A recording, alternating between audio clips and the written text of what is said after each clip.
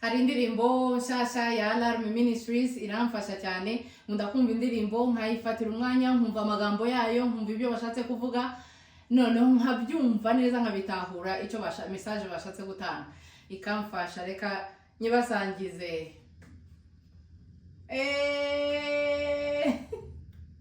Imana y'intumwa n'abahanuzi niyo Mana isezeranye igasohoza, yamishe mu mababa mu gihe cy'ubururu. Dusubiremo. Oh my goodness, ndayumva iri muri harya hantu.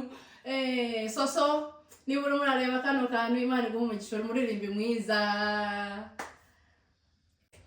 Imana y'intumwa n'abahanuzi niyo Mana isezeranye igasohoza, yamishe mu mababa mu gihe cy'ubururu, ibyandushaga bikurwaho imyanzuro y'ijuru.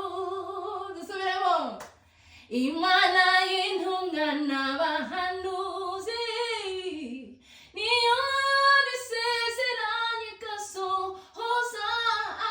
yamishe mu mababa mu gihe cy'ubururu, ibyandushaga bikurwaho imyanzuro y'ijuru.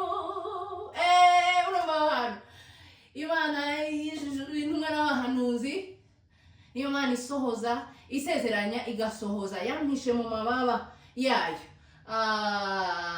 Yamishe mu mababa mu gihe cy'imvururu. Imvururu, murabizi ko hari imvururu ziza, intambara zikaza. Iyo Mana niyo ishoboye kuba yaguhisha gusa mu ntambara.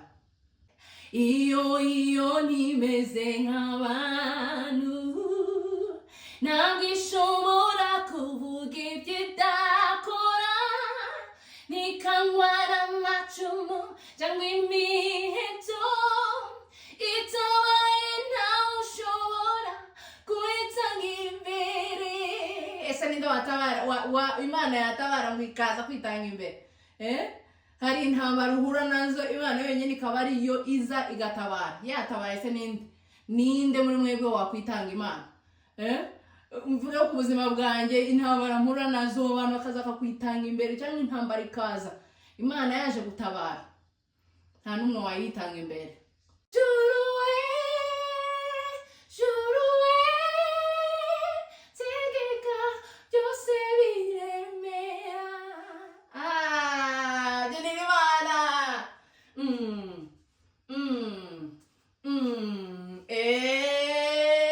Imana ni nziza cyane.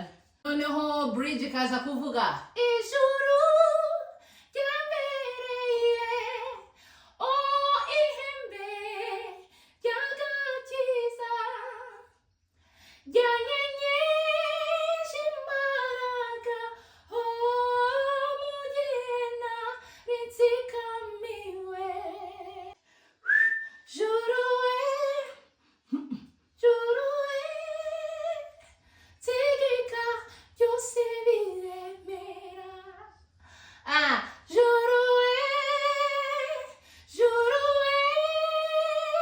tegeka byose ijuru ryategetse byose biremera, bigaca bugufi. Nta kintu cyaza kugutsikamira, hari imbaraga z'Imana. Ijuru ryategetse byose biramanuka mu kirenge cya Yesu, munsi y'ibirenge bye, ikabitegeka. Nta ntambara zishobora kuza ngo zikumara imbaraga ufite Imana. Iyo ije ikarwana, nta muntu n'umwe warwana nayo. Niyo isezeranyije ibintu, nta muntu warwana n'isezerano n'ikintu yavuze. Imana ibahe umugisha, mugire umunsi mwiza cyangwa umugoroba mwiza bitewe n'aho muherereye. Murakoze.